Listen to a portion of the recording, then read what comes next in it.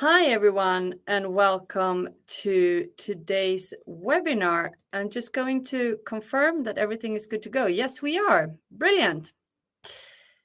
Today, we're going to talk about legislation, climate disclosures, insights, updates, and tips. So we're going to dig into the deep end of all the updates that's been going on this summer and everything going on when it comes to carbon accounting and carbon reporting legislation. We're very glad to have you here, so big welcome. I'm Cassandra Julin. I'm head of global PR and communication at Normative. We are absolutely thrilled to have our external speaker with us today, Max Tetero. He's an analyst at Climate Company, Germany's leading sustainability finance think tank. Max has extensive experience within legislation. He is also seconded to the writing team on sector standards at the European Financial Reporting Advisory Group, mandated by the European Commission to draft the European Sustainability Reporting Standards. Max has previously also worked at the European Commission and is also heavily involved in policy discussions on the topic. Together with Max, we also have my colleague, Dr. Alexander Schmidt, who's head of science, sustainability, and climate research at Normative. Alex is a leading expert voice in the net zero community. He has spoken at big conferences such as COP and Oxford University. And he is heavily involved in the policy discussions as well. So we're looking forward to hear more from them in a minute. Some housekeeping rules for us. This is a 45-minute webinar. It will be recorded and available afterwards for you to watch. If you have any questions, you can see the nice little screenshot here. There is a Q&A function. Please use that, as that's our go-to when we're going to bring up our questions with the experts later on. After the webinar, there will be a quick survey. For us to get better, we really ask you to take 1 minute to answer those questions for us to make sure we're offering valuable content to you. With that, before we dig into today's topic, let's start talk about Normative. Our vision is to make known and reduce the sustainability impact of all economic activities on the planet. We come from academia, government, and tech. And what this means for us, our founder and CEO, Christian Rönn, he comes previously from Oxford University, where he used to work with mitigating climate risk. We're heavily involved with leading climate institutions and technology companies such as Google and the United Nations, where we have big collaborations and are part of the discussions. We deliver accurate carbon emissions profile through scope 1, 2, and 3, so your value chain emissions, so that you can make immediate and verifiable reductions in your organization's emissions. So why Normative? The three cool things about Normative that I like to highlight is the comprehensive coverage that we have for the product. This means that we cover scope 1, 2, and 3 emissions. The second is the intelligent automation, which means that we are automating all the calculations so that you can spend the time on the reductions and we spend the time on the calculations. And finally, we are founded on a base of scientific integrity. We work with value chain leaders, so we know, and that's the topic of today, legislation is coming and more of it. It's happening all over the world, not only in Europe and the UK and the US, but those are some of the most prominent legislations that are in place and being discussed. And businesses are required to report on their emissions all the way down to scope 3. And Normative would cover that full baseline of emissions when it comes to the calculations. So that also means that Normative serves the interconnected businesses that make up the world's biggest value chains. Here are a couple of examples of customers that we're working with, just to mention a few: Hitachi, SEB, Dunelm. If you'd like to hear more about our customers, then I welcome you to log into our other webinars and get in touch with us because we have a bunch of customer stories also on our website and other places for you to listen into. One of the things that I love to talk about is the Normative Net Zero community. We're thrilled to have you here today. Today, we're going to scratch a little bit on the surface on what's going on with legislation and dive into the insights. But if you really want to do the deep dive, if you really want to speak to the carbon experts, find out what's going on a deeper level, join our Normative Net Zero community. It's absolutely free. We also have meetups, webinars, newsletters, on the topics for sustainability managers across the world. And our next meetup is taking place in London in just a couple of weeks, so on 12th of September. It's a fabulous rooftop mingle, and I hope to see many of you there. So if you're based in London, sign up for the community, and you're most welcome to come to our mingle in September.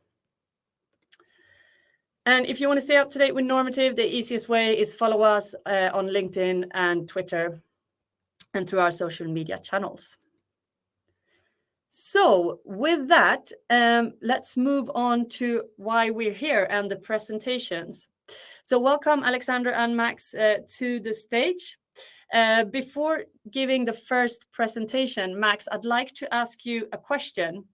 What is Climate and Company's vision for sustainable finance? Let's see if we have you there. There you are. Yes.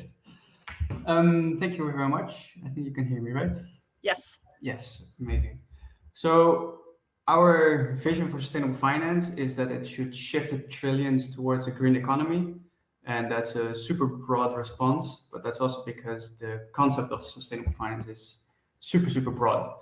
And maybe it becomes a little bit more tangible or a bit more specific when you talk about sustainable finance legislation. So what makes this legislation effective?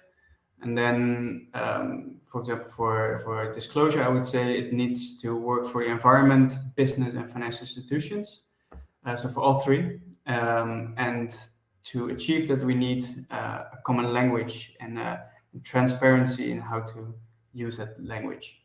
So essentially, we need to look at all the risks from both the financial and from the environmental perspective. Thank you. I look forward to hearing more in the conversation we're having later on in the webinar. But before we're going to listen into your presentation, Alexander is going to walk us through the current status of the legislation and what's out there. So Alex, please. Thank you so much. I'm really excited to be here today and to talk about a very timely topic, it seems. There has been a lot of movement in the space of regulations over the summer, especially in the EU, which we will slowly start to unpack during this webinar, also, of course, with the help of Max. So also from my side, thank you, Max, for joining us for this webinar. I thought before we dive into the nitty-gritty of legislation, regulation, disclosure frameworks, it might make sense to take one step back and look quickly at what actually, why do we have all these regulations? What regulators want to achieve with these different frameworks? And I pointed out three different items here that I think are relevant.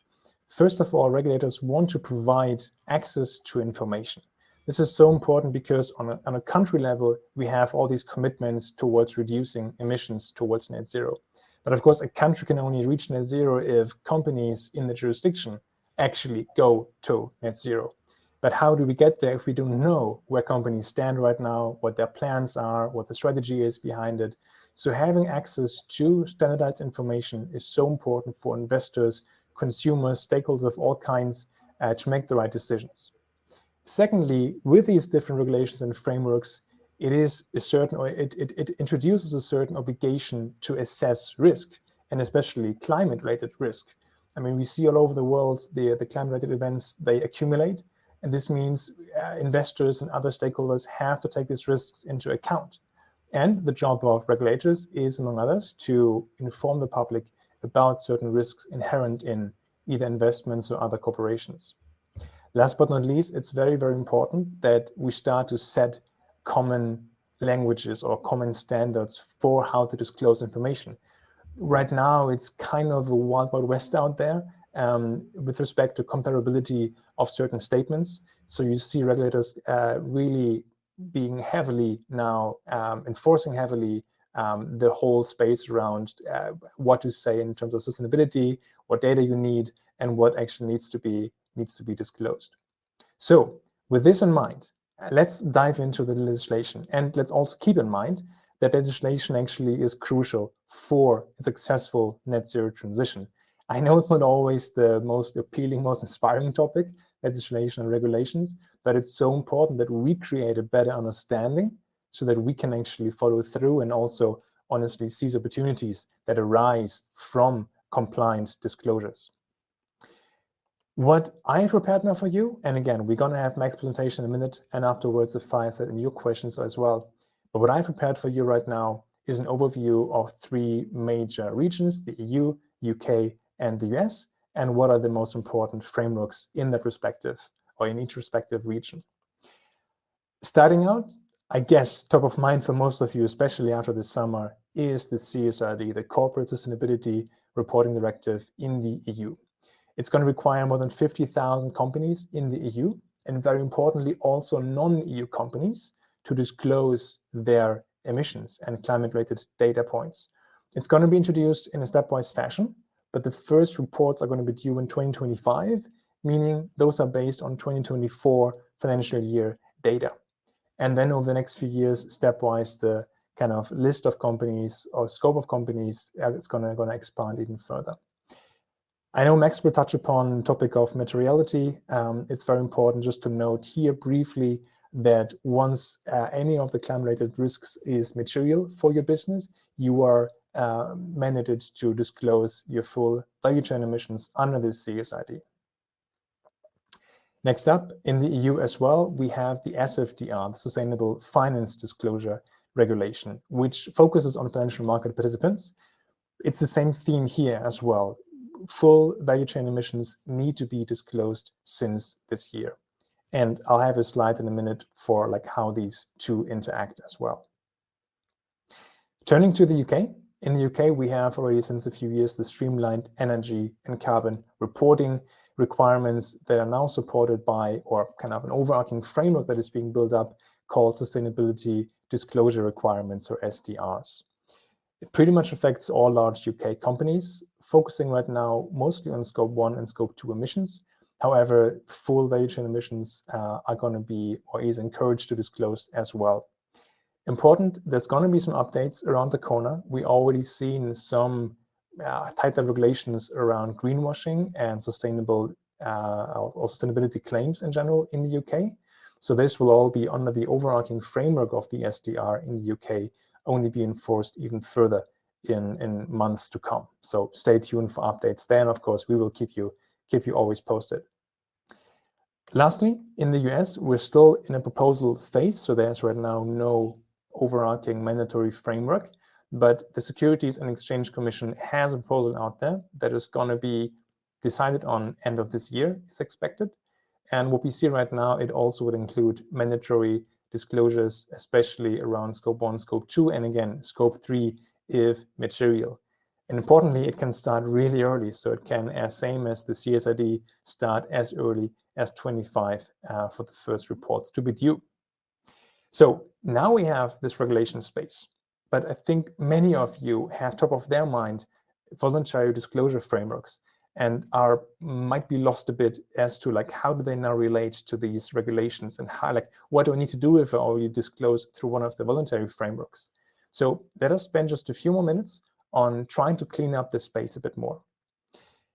If we look at the voluntary disclosure standards, I have picked out the most prominent ones, I guess from your point of view as well, expecting that you're going to dial in from very similar regions here, and trying to organize them a bit more as to where are we moving with these frameworks. So in the top row, you look at the International Financial Reporting Standards, IFRS, should ring a bell for most of you. They have now a few years ago dedicated or established a dedicated body for sustainability standards, the ISSB. And just recently, they have brought out the first 2 sustainability standards from the IFRS, which are aligned with another important initiative, the Global Reporting Initiative, the GRI. So in fact, GRI is right now doing a technical mapping, meaning that you can kind of map the GRI data points in case you have been reporting historically according to GRI to the ISSB standards. So we see in this top row already a very nice alignment and consolidation.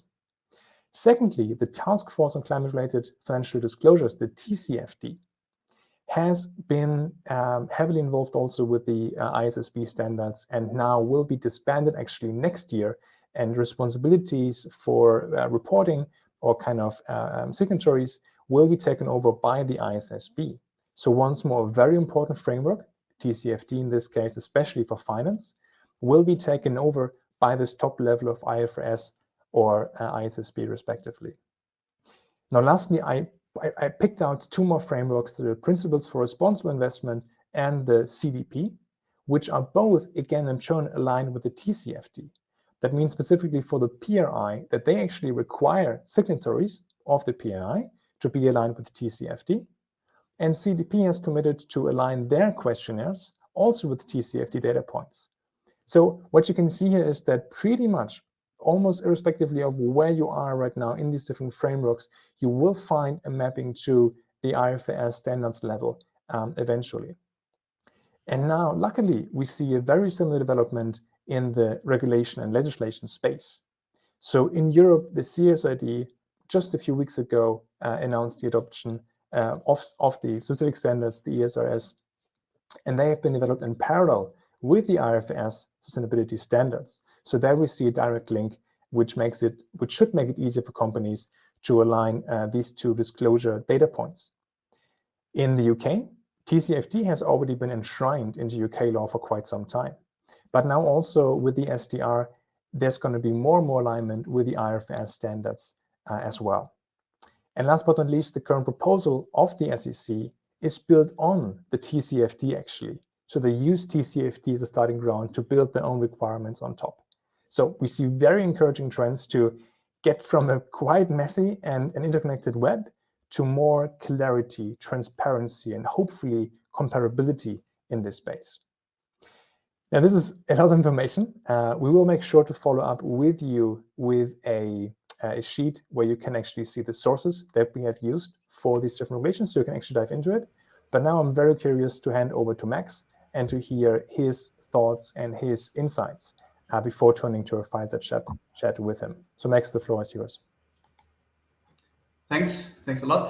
Very insightful. And hello, everyone. Thanks for being here and for showing your interest in this super important topic. And thanks, Normative, for arranging this and to provide us a platform as well to share our thoughts on this on disclosure. And my name is Max, and I'm an analyst for Climate Company. Climate Company is a sustainable finance think tank. We do a lot of different types of work, but basically on the spectrum from data analysis and research to create evidence and also shape tools that help us to understand what is possible and what is effective. And then we also engage in policy processes to bring these insights to the right people and to feed them into the process. My work concerns mostly the second, and that's also why I'm here.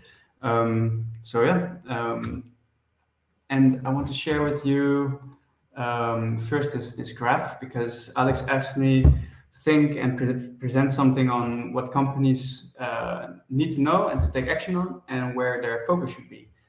And I would like to do this by providing a very clear example and let the evidence speak for itself. So here you see the results of plot from some academic research from some colleagues of mine together with their academic peers.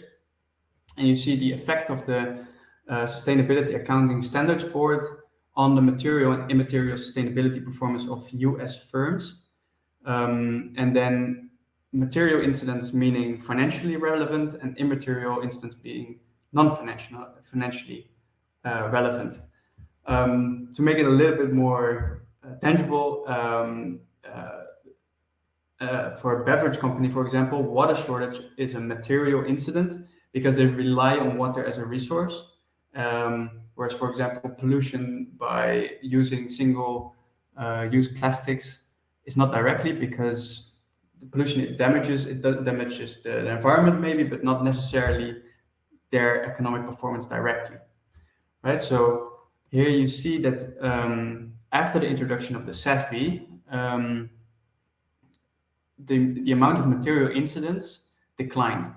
And that's a very good signal, because companies had a better understanding and there was more pressure on companies as well to consider their material incidents, and they have significantly dropped.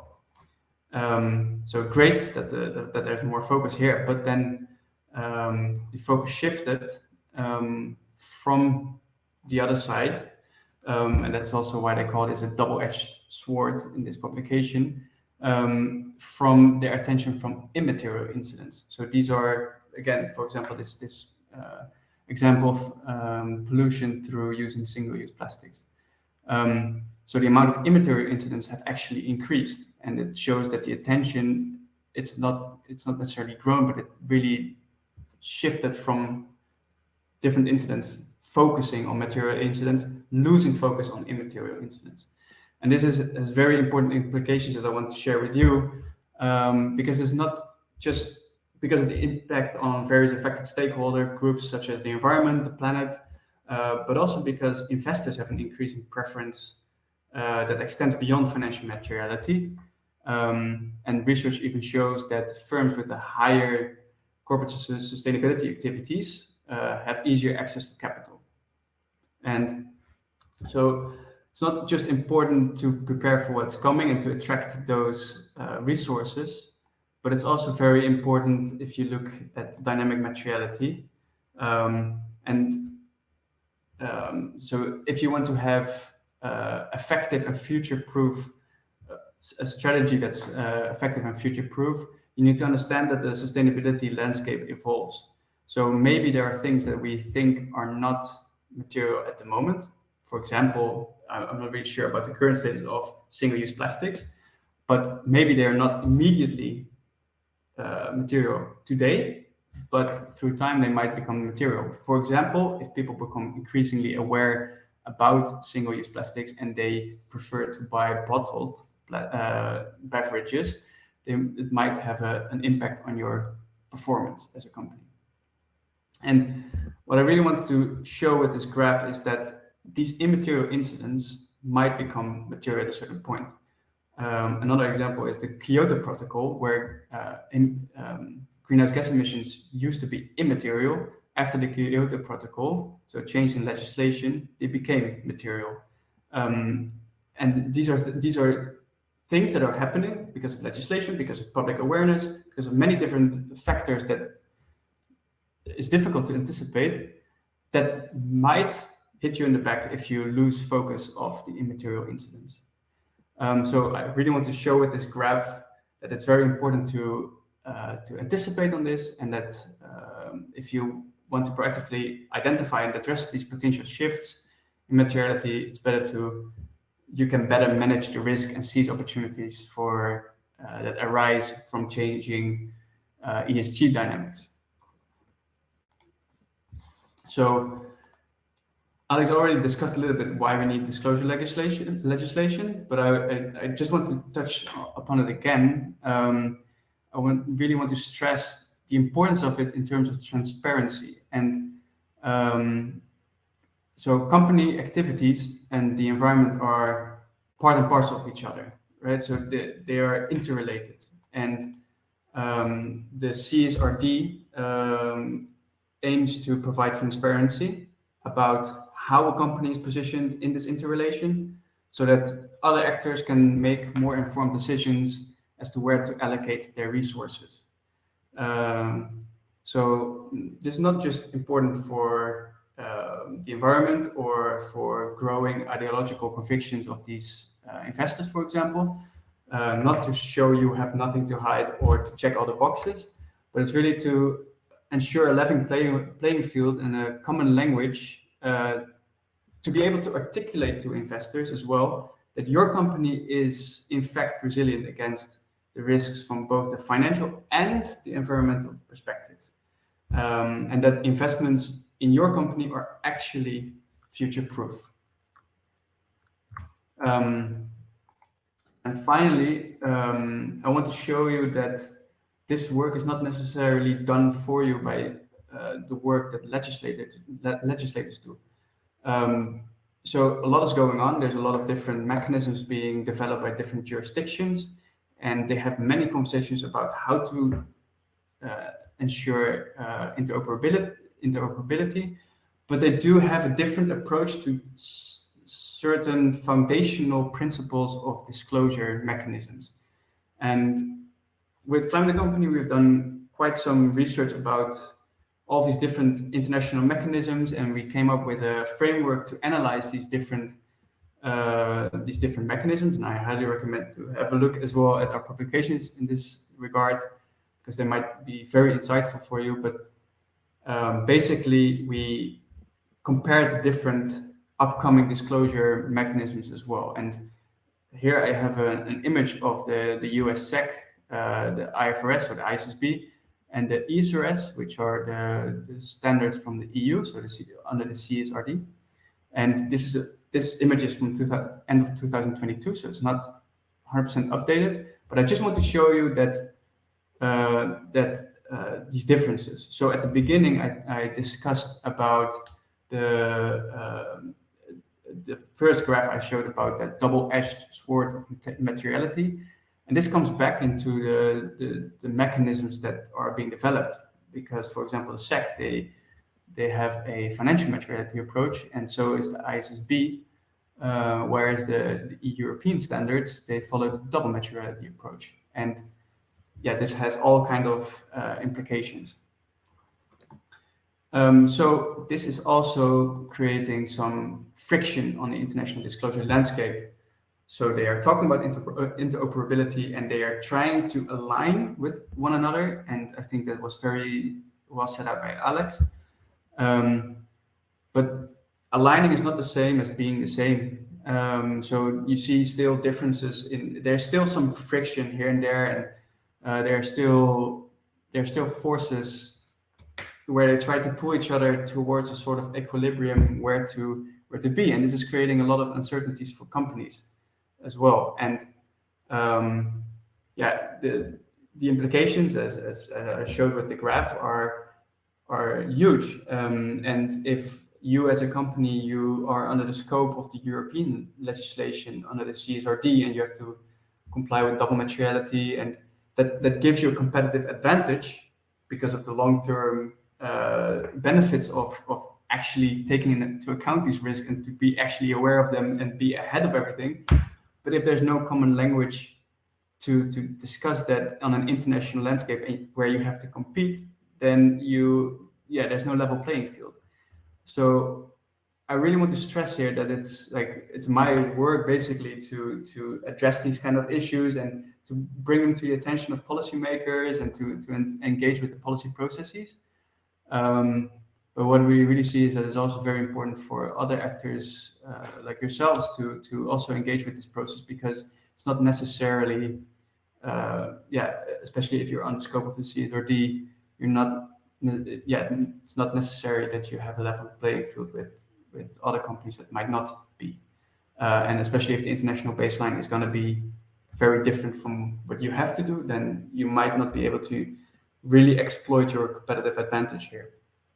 So I just want to stress with all of these insights that in my opinion, or our opinion, and but also based on the academic evidence that's just continue to show these insights, that it's essential to really follow and advocate for high ambition rather than following a checkbox exercise just based on what kind of legislation is coming. And for effective sustainable finance legislation on disclosure to kind of complete the circle back, I think if we opt for a lower baseline, for example, it won't work for the environment.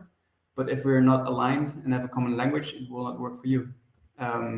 So I think that's how I would like to end my presentation. And I'm very curious to your insights from your practice and how you've been, how this legislation works for you. And happy to stay in touch, and do not hesitate to send me an email if you would like to discuss some further questions or like to cooperate or whatever, and can be in touch. Thanks so much, Max, for this really insightful presentation. You touched upon very important topics that I can only second. I mean, especially around the benefits of being proactive here, not just using it as a checkbox exercise, but actually, being at the forefront here and doing not just the bare minimum. But you also mentioned the ongoing alignment, and I would like to just hear quickly your view on what does it mean that now the TCFD, so one very important framework, especially for finance, will be disbanded and responsibilities taken over by the IFRS Foundation's ISSB? Yes. So I think what we see here is that there is so much need for disclosure mechanisms, and there's so much need for international coherency and interoperability that all these like the need for it shows why so many different mechanisms are being developed all around the world. And then the need for interoperability shows what I showed with the different ambition levels, and that they need to find an equilibrium. And then the ISSB is really pushed forward as the international baseline. And I think they have a lot of political and economic backing to do exactly that. And that's, I think, also why they eventually took the mandate will take the mandate of the TCFD. And I think this is something you will continue to see happening. Not just this was for climate, TCFD for climate, but with the ISSB is now thinking, or they have a public consultation open right now for their agendas, for their priorities for the next 2 years. And this is very likely going to be biodiversity. So they really will step into the realm of nature. So we really see a similar dynamic or trend going to happen to the TNFD. So the T and then nature FD. So I think yeah, you will see that happening. There are a lot of acronyms there, so thanks for trying to make sure to always keep us kind of take us all on board. Maybe one more question, because you have been involved with the EFRAG, the group that has been proposing the ESS standards, so meaning the standards for the CSRD. And just a few weeks ago, end of July, we saw that the European Commission has adopted those standards with a few amendments. Maybe you can just quickly kind of shed light on what does it mean for companies. I guess most of our audience here, they do come from companies also within the EU, or at least subject to CSRD. What does it mean that the ESRS have now been adopted by the European Commission? Yes. So this is also something we worked extensively on. So the Delegated Act, the public consultation, we also participated in it. And we have many different ideas that we also set out in a publication that will also be very easy to find on our website if anyone is interested, or that I'm happy to share. But I think in general, we're super happy that there are these standards. And I think the biggest win here is that the Commission did not just continue with just the climate topical standards, but really did all of them. Then from the environmental perspective, we have some doubts about subjecting many of the things to a materiality assessment. But I think, and that's also something that's going to be very important for companies. I think the materiality assessment guidance that will follow, I think in the next several months, that's going to give a lot of guidance about what it means to do a materiality assessment. Because I think a lot of standards, they became subjected to this materiality assessment. And I have my doubts whether or not that change is necessarily reducing the reporting requirements for companies. That's the main reason given for it. But what we see actually, if we actually look into the actual consequences of it, it might, if you need to do a materiality assessment every year, it might be much more of a reporting burden than to be able to implement the measures that you need to do it once and then to just update it, right? So I think it's difficult to say still what it exactly means for companies. I mean, it will give a lot of guidance, increase transparency, in like more of the language, but the exact consequences, I think, still await a little bit of the materiality assessment guidance. Yeah, so still some questions open, especially on materiality. I think that's what we hear also a lot among customers. But thank you for these insights. And with this, I will hand over to Cassandra, back to you. Thank you. And thank you both for your great presentations and sharing your insights from your fields of expertise.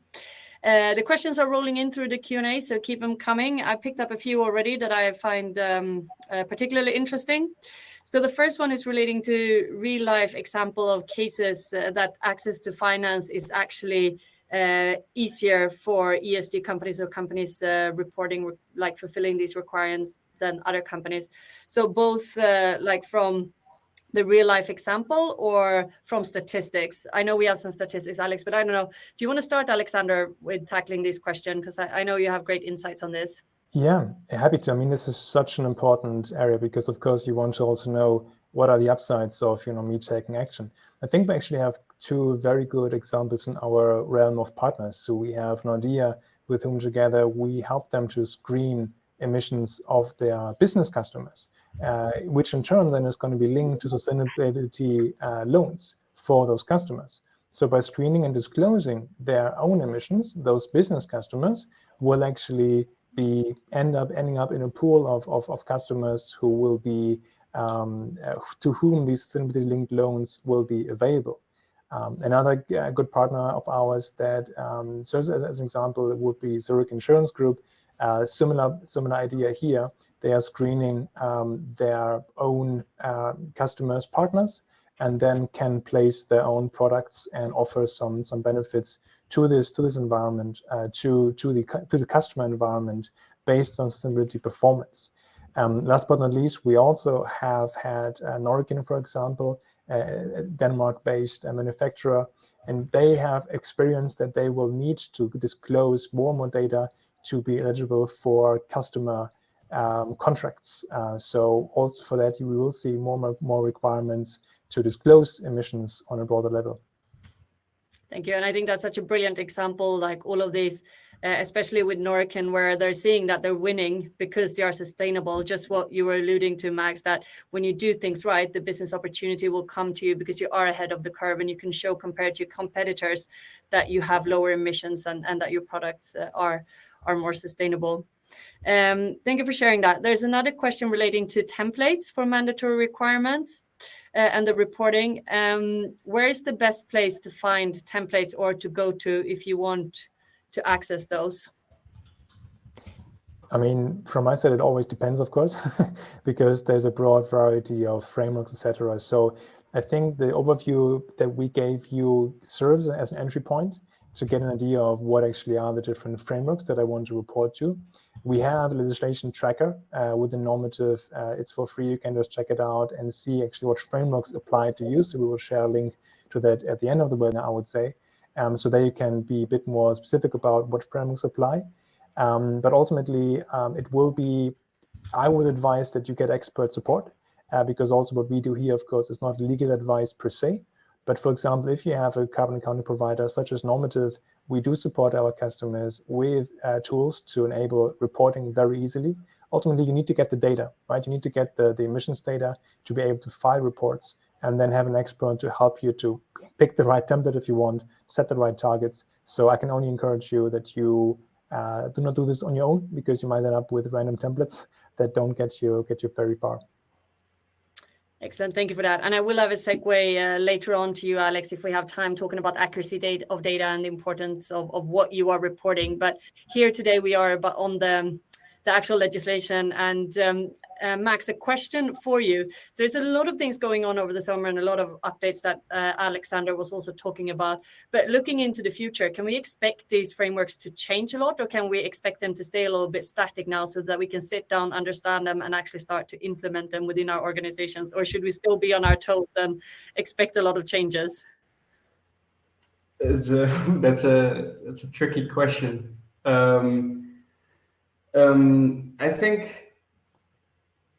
I think a lot is still going on, and it's not. I don't think it's the answer people like to hear, but I think you have to already get ready because you have to, because this is big, and you need to do a lot in order to get the right mechanisms in place and to really start being prepared to start the reporting, right? But it's true. It's a rather politicized file, I think, and changes are quite high politics.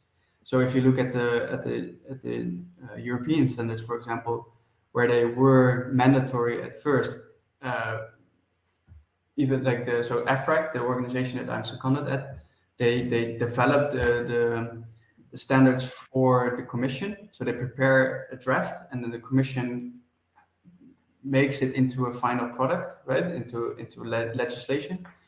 And what you saw with the ESRS Set 1 was that the final product from the commission was substantially different from what EFRAG recommended.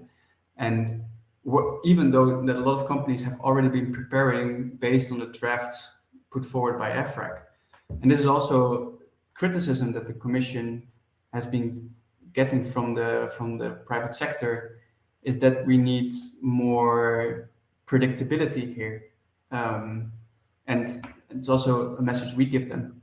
And that, yeah, so this is something I wish I could say yes, it's gonna stay like this, but I think changes are still happening. But yeah, thank you for that. I mean, I the good news, like Alexander was alluding to as well, is that a lot of it is standardizing, but it's also a market that is heavily maturing, and legislators are understanding more and more what's needed on the market. So it's good to hear your take as well from the inside, but I second that we can expect more changes, but at least they're knowing in what direction they're going, and all the winds are blowing the same way. You need to be accountable for your emissions all the way down to scope 3. That's the kind of baseline and the bottom line right now when it comes to where we're heading.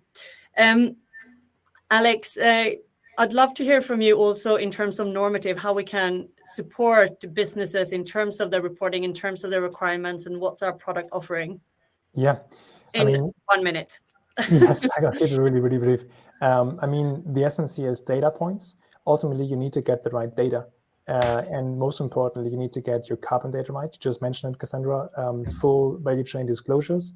And this data does not lie usually in your ERP system without any more sophisticated software around this. So normative helps you to get the right data points. We have climate strategy advisors to help you to make sense of the data, because this data is new for most companies, to then set right targets and to get in place the right strategy.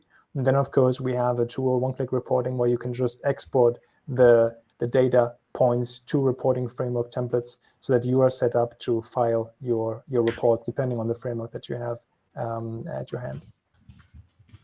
Thank you. And if you saw the pop-up, if you want to speak to one of Normative's experts, then feel free to book a demo with us, and we'll make sure to walk you through how Normative works and explore how we potentially could support your business.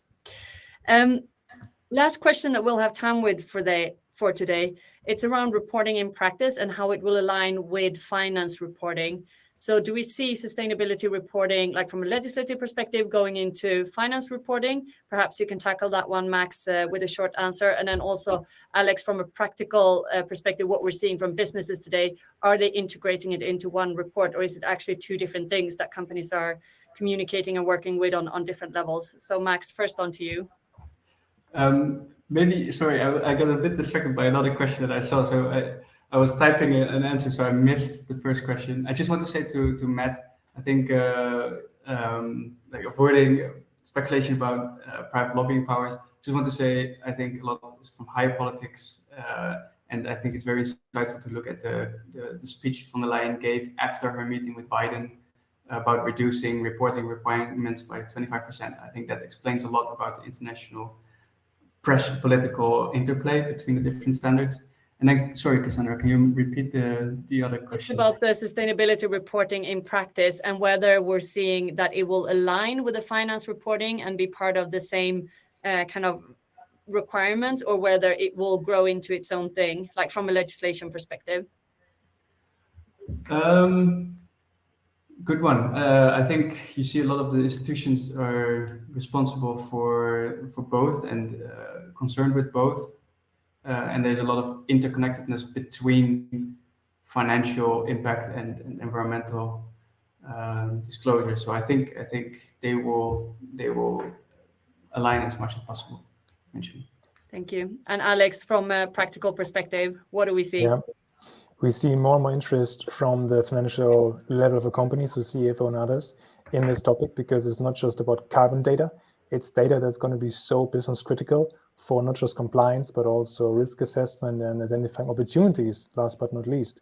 So we also expect, or we already see convergence of these two interests, finance side and the climate side, they're going to be more and more intertwined.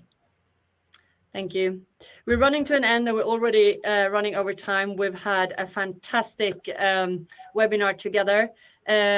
Alex was talking about the legislation tracker. It's free, so use it if you need to find out, what are the legislation that applies to your business and what are the requirements. It gives you a high-level understanding of where you are as an organization. And then, of course, feel free to reach out to us if you want an in-depth discussion of how Normative can help and how the legislation actually works for your business on the and from a practical perspective.